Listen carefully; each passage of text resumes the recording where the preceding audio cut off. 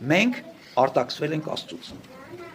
Դրա համար էլ հայտնվել ենք այս աշխարհում, դրա համար էլ հայտնվել ենք այս վիճակի մեջ, դրա համար էլ մենք այսքան նեղությունների, վշտերի, փորձությունների միջով ենք անցնում։ Թե մեր անձնական կյանքում չունենք խաղաղություն,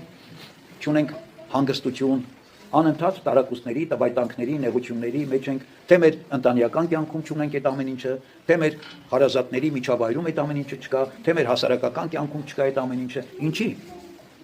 Աստծուց հեռացածը ո՞նց կարող լինի։ Կատարյալ ներդաշնակ վիճակը դրախտում էր, մինչև մեղ գործելը։ Երբ որ մարդը մեղ գործել, այդ ներդաշնակությունը քանդվեց աշխարհի մեջ։ Խաղաղությունը վերացավ աշխարհից։ Նախ եւ առաջ մարդու հոգուց, որտեղ մարդու հոգում արդեն վախ ու տագնապ էր։ Թաքնվել էր մարդը Աստծուց։ Ինչի՞, որովհետև իր արդարությունից, իր սրբությունից, իր մաքրությունից մերկացել էր։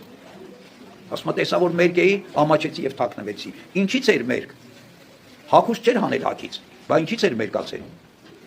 Աստծո շնորհից էր մերկացել, որ իր վրա էր։ Աստծո լուսեղեն փառքից էր մերկացել, որ իր վրա էր։ Արդարությունից էր մերկացել, անմեղությունից էր մերկացել, որ իր վրա էր, որովհետև մեղք էր գործել։ Այլևս ինքը մեղավոր էր եւ չէր կարողանում կանգնել Աստծո առաջ։ Մենք էլ չենք կարողանում կանգնել Աստծո առաջ, որովհետև մենք էլ ենք մեղավոր։ Ուրեմն տիեզերքի մեջ մարդ արարածի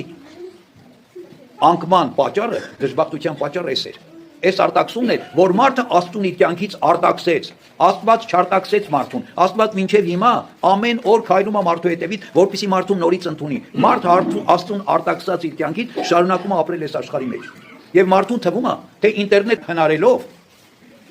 թե արհեստական բանականություն հնարելով ինքը կերջանկանա։ Չկա այդպես բան։ Չի կարող մարդը երջանկանալ։ Մարդը երջանկանալու համար պիտի նորից Աստծուն ընդունի իր մեջ։ Պիտի իր հոգուց արտաքսված Աստծուն նորից ընդունի իր հոգու մեջ, որպես իր Տեր, որպես իր ծնող, որպես իր արարիչ, որպես իր փրկիչ, որպես իր կյանքի աղբյուր, որովհետև կյանքի աղբյուրը Աստված է։ Եթե դու հեռացել ես կյանքի աղբյուրից, ուրեմն դու կյանք չունես։ Քեզ թվում է թե դու կյանքի մեջ ես, բայց դու իրականում կյանքի մեջ չես, ունայնության մեջ ես, անիմաստ վիճակների մեջ ես։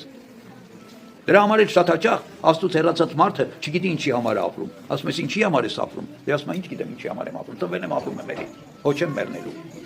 Ուրեմն արտաքսումը ամենամեծ չարիքն էր, որը տեղի ունեցավ ինչի արդյունքում մեղքի արդյունքում։ Այսինքն մեղքը պատճառ եղավ, որպեսզի Աստված մեզանից արտաքսվի։ Մենք էլ Աստծուց արտաքսվենք։